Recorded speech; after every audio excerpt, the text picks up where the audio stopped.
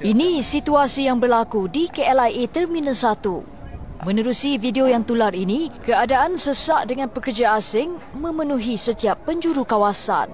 Menjawab persoalan itu, apa lagi yang ditunggu? Sudah tiba masanya Malaysia berhenti membawa masuk pekerja asing dari Indonesia dan mencari sumber dari negara lain. Ini sekaligus akan mengurangkan pelbagai masalah dan kerenah yang ditanggung kerajaan. Sorry girl, I gotta go. Yeah, you know this ain't the old me. Try to keep it on the low. Assalamualaikum warahmatullahi wabarakatuh. Halo guys, jumpa lagi di Aryan M Channel. Oke, buat teman-teman yang klik video ini, seperti biasanya, seharapan mudah-mudahan teman-teman masih dalam kondisi sehat walafiat. Dan jangan lupa dukung dengan cara like juga subscribe. Baik, di kesempatan kali ini saya akan reaksi beberapa cuplikan video yang berhubungan dengan Malaysia yang akhir-akhir ini kebanjiran tenaga kerja dari Bangladesh. Oke, seperti apa videonya? Sebelum kita berkomentar, kita akan lihat dulu. Tindakan majikan yang membawa masuk pekerja mereka pada saat-saat akhir punca peningkatan kadar kemasukan pekerja asing yang tinggi di lapangan terbang antarabangsa Kuala Lumpur KLIA Terminal 1 dan Terminal 2 Sepang. Ketua Pengarah Imigresen Datuk Ruslin Juso berkata, ini berikutan kerajaan menetapkan esok sebagai tarikh akhir kepada majikan untuk membawa masuk pekerja asing mereka menerusi program rekalibrasi tenaga kerja 2.0. Ini situasi yang berlaku di KLIA Terminal 1. Menerusi video yang tular ini, keadaan sesak dengan pekerja asing memenuhi setiap penjuru kawasan. Menjawab persoalan itu, Datuk Ruslin dalam kenyataan menjelaskan ketibaan harian pekerja asing dalam keadaan biasa adalah di antara 500 hingga 1,000 orang. Bagaimanapun, bilangan ketibaan mula meningkat sehingga 2,500 orang sehari pada 22 Mei lalu dan mendadak sehingga 4,000 ke 4,500 orang sehari sampai pada Isnin lalu. 4,500 sehari. Jabatan Imigresen menjangkakan bilangan ketibaan akan terus meningkat sehingga esok. Terus meningkat dari syarikat penerbangan yang akan meningkatkan jumlah penerbangan bagi memenuhi permintaan. Setiap pekerja asing yang masuk ke negara ini juga perlu melalui proses semakan dan pengesahan pemeriksaan kesihatan di KLIA. Justru jabatan berkenaan dengan kerjasama Malaysia Airports Holdings Berhad mengambil langkah segera untuk menguruskan kesesakan itu. Antaranya menambah bilangan kaunter untuk mempercepatkan proses semakan dan pengesahan serta menambah bilangan pegawai imigresen untuk menguruskan ketibaan pekerja asing yang ramai.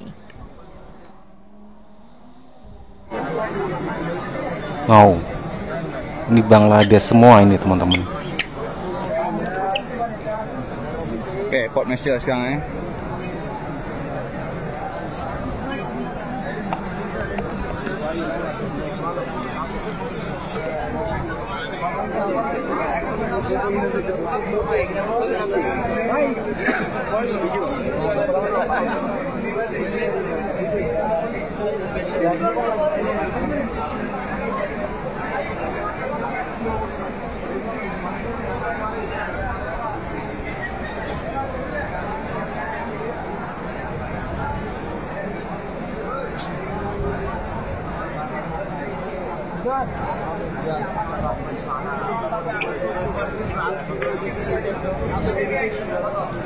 Bangladesh semua ini.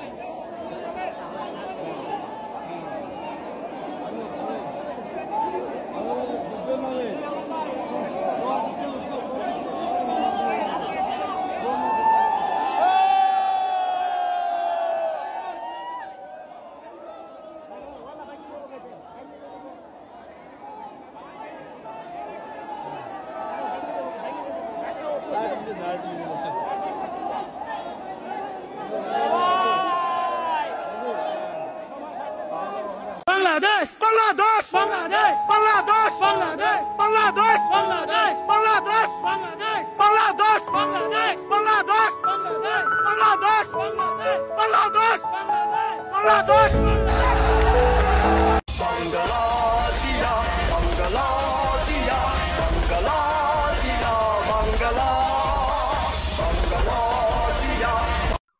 Saya sudah sampai Batu Pahar, kawan-kawan loya gurta sire, ekon kurmu jalan-jalan re, nanti buat lagi video re, nanti sudah balik lagi re. Assalamualaikum dan salam sejahtera. Apa lagi yang ditunggu? Sudah tiba masanya Malaysia berhenti membawa masuk pekerja asing dari Indonesia dan mencari sumber dari negara lain. Ini sekaligus akan mengurangkan pelbagai masalah dan kerenah yang ditanggung kerajaan dan rakyat Malaysia dengan membenarkan pekerja Indonesia di negara ini.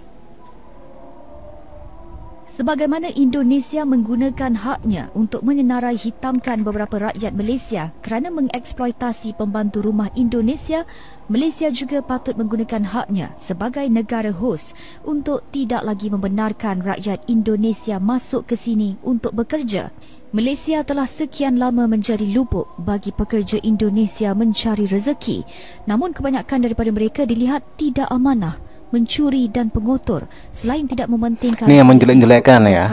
Sekarang kebanjiran sama Bangladesh lebih tinggi berbanding warga tempatan. Selain itu, kerajaan Malaysia juga terpaksa menanggung kesan kehadiran mereka di negara ini dengan menanggung kos perkhidmatan seperti kesihatan, selain terpaksa juga berdepan dengan masalah jenayah yang dilakukan segelintir mereka. Baru-baru ini, Duta Besar Indonesia ke Malaysia, Pratama Hermono, mengeluarkan kenyataan 5 rakyat Malaysia telah disenarai hitamkan daripada memasuki negara itu.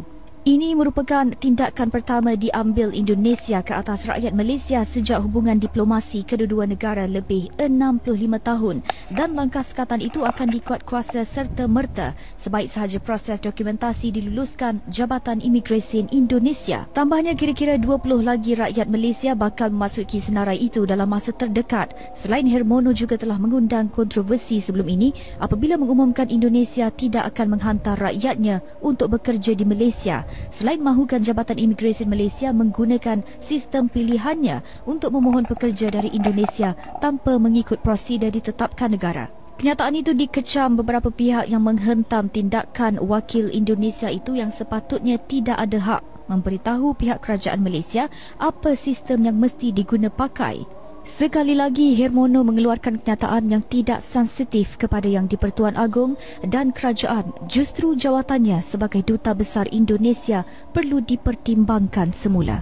Ada juga rungutan bahawa ada di antara rakyat Indonesia cuba memonopoli pasaran tempatan sekaligus tidak memberi peluang kepada rakyat tempatan untuk bersaing secara sihat, khususnya bidang pekerjaan. Pembayaran gaji minimum RM1,500 untuk pekerja tempatan juga seakan-akan sia-sia apabila kadar gaji yang diterima pekerja asing dari negara itu setaraf dengan gaji graduan diploma tempatan, selain turut mempertikaikan hak yang sewajarnya yang diterima rakyat tempatan. Gaji yang diterima dilihat tidak setimpal setelah mengambil kira penempatan, makan dan minum ditanggung sepenuhnya oleh majikan. Justru sudah sampai masanya Kementerian Sumber Manusia dan Kementerian Dalam Negeri di bawah Kerajaan Perpaduan mencari alternatif lain supaya nasib rakyat Malaysia dalam isu berkaitan pekerja dari Indonesia selaku majikan terjaga dan tidak lagi diperbodohkan dengan kadar harga yang mencapai RM18,000 bagi setiap seorang amah yang jelas tidak masuk akal.